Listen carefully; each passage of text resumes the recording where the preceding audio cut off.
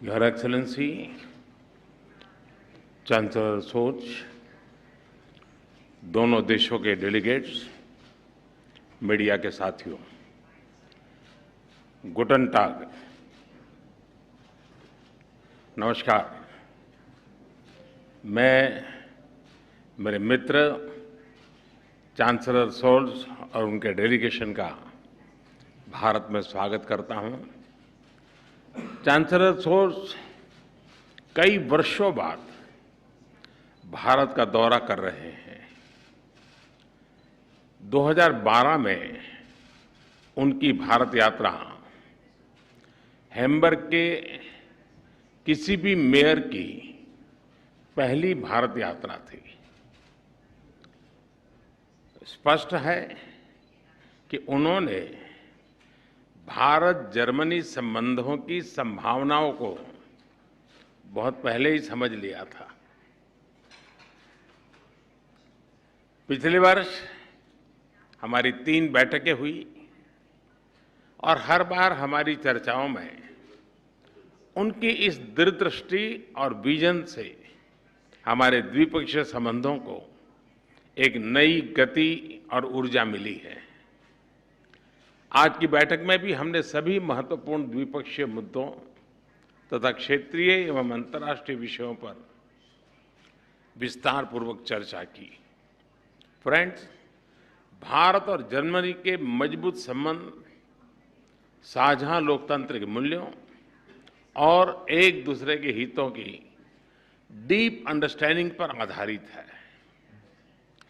दोनों देशों के बीच सांस्कृतिक एवं आर्थिक आदान प्रदान का भी लंबा इतिहास रहा है। विश्व की 2 बड़ी लोकतांत्रिक अर्थव्यवस्थाओं के बीच बढ़ता सहयोग दोनों देशों की जनता के लिए तो लाभकारी है ही, आज के तनावग्रस्त विश्व में इससे एक सकारात्मक संदेश भी जाता है।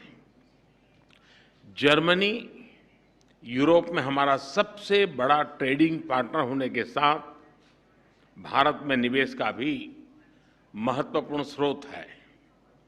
आज मेक इन इंडिया और आत्मनिर्भर भारत अभियान की वजह से भारत में सभी सेक्टर्स में नए अवसर खुल रहे हैं। इन अवसरों के प्रति जर्मनी की रुचि से हम उत्साहित हैं। चांसलर सोच के साथ आज आया हुआ बिजनेस डेलीगेशन और भारतीय बिजनेस लीडर्स के बीच एक सफल बैठक हुई और कुछ अच्छे एग्रीमेंट भी, बड़े महत्वपूर्ण एग्रीमेंट भी हुए। Digital transformation, fintech, IT, telecom और सप्लाई चेन्स के डाइवर्सिफिकेशन जैसे विषयों पर हमें दोनों देशों के प्रमुख इंडस्ट्री लीडर्स के उपयोगी विचार और सुझाव भी सुनने को मिले। फ्रेंड्स, भारत और जर्मनी ट्रायंगुलर डेवलपमेंट कॉरपोरेशन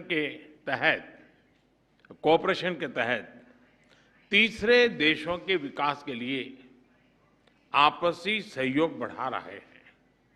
पिछले कुछ वर्षों में हमारे बीच पीपल टू पीपल संबंध भी सुदृढ़ हुए हैं। पिछले वर्ष दिसंबर में किए गए migration and mobility partnership agreement, उससे ये संबंध और भी गहरे होंगे। बदलते समय की आवश्यकताओं के अनुसार हम अपने संबंधों में नए और आधुनिक पहलू भी जोड़ रहे हैं। पिछले वर्ष मेरी जर्मनी की यात्रा के दौरान हमने green and sustainable development partnership की घोषणा की थी। इसके माध्यम से हम क्लाइमेट एक्शन और सस्टेनेबल डेवलपमेंट गोल के क्षेत्र में भी सहयोग बढ़ा रहे हैं। रिन्यूएबल एनर्जी, ग्रीन हाइड्रोजन और बायोफ्यूल जैसे क्षेत्रों में भी हमने साथ काम करने का निर्णय किया। फ्रेंड्स, सिक्योरिटी और डिफेंस कोऑपरेशन हमारी स्ट्रेटेजिक पार्टनरशिप का एक महत्वपूर्ण स्तंभ बन सकता है। इस क्षेत्र में हमारी अनटैप्ड पोटेंशियल को पूरी तरह रियलाइज करने के लिए हम साथ मिलकर प्रयास करते रहेंगे। आतंकवाद और अलगाववाद के खिलाफ लड़ाई में भारत और जर्मनी के बीच सक्रिय सहयोग है। दोनों देश इस बात पर भी सहमत हैं कि क्रॉस बॉर्डर टेररिज्म को समाप्त करने के लिए ठोस कार्यवाही आवश्यक है। फ्रेंड्स, कोविड महामारी और यूक्रेन संघर्ष के प्रभाव पूरे विश्व पर पड़े हैं। विकासशील देशों पर इनका विशेष रूप से नकारात्मक प्रभाव रहा है। हमने इस बारे में अपनी साझा चिंता व्यक्त की। हम सहमत हैं कि इन समस्याओं का समाधान संयुक्त प्रयासों से ही संभव है। भारत की G20 की अध्यक्षता में भी हम इस बात पर बल दे रहे हैं। यूक्रेन के घटनाक्रम के शुरुआत से ही भारत ने डायलॉग और डिप्लोमेसी के माध्यम से इस विवाद को सुलझाने पर जोर दिया है। भारत किसी भी शांति प्रक्रिया में योगदान देने के लिए तैयार है। हमने इस बात पर भी सहमति दोहराई कि वैश्विक वास्तविकताओं को बेहतर तरीके से दर्शाने के लिए मल्टीलेटरल इंस्टीट्यूशंस में सुधार आवश्यक है। यूएन सिक्योरिटी काउंसिल में सुधार लाने के लिए G4 के अंतर्गत हमारी सक्रिय भागीदारी से यह स्पष्ट है।